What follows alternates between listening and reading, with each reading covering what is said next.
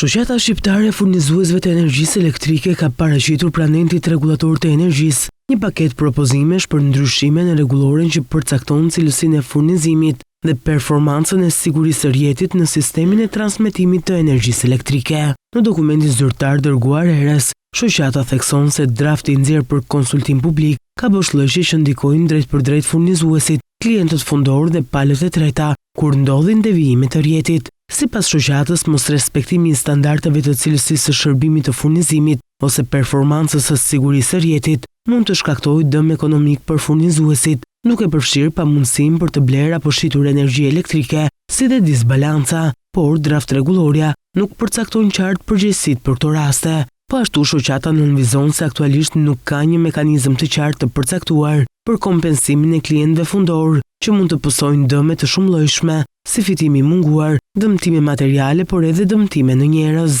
Po ashtu theksohet se rregulloria nuk adreson raste kur dëmtohen palë të treta, që mund të jenë persona ose subjekte që nuk kanë marrëdhënie kontraktuale me furnizuesin apo operatorin, por që mund të pësojnë humbje materiale ose dëme në shëndet, si pasojë e një ngjarje në rrjet. Shoqata ka paraqitur propozime për adresimin e këtyre boshllëqeve, duke kërkuar ndër të tjera që në tekstin e rregullores të saktësohet qartë se çdo kompensim duhet të kryhet në të njëjtën vlerë me dëmin e shkaktuar. Këto propozime vijnë pasi pak javë më parë, enti rregullatori i energjisë nisi procedurat për ndryshimin e rregullores që përcakton standardet e cilësisë së furnizimit dhe sigurisë në rrjetin e transmetimit të energjisë elektrike.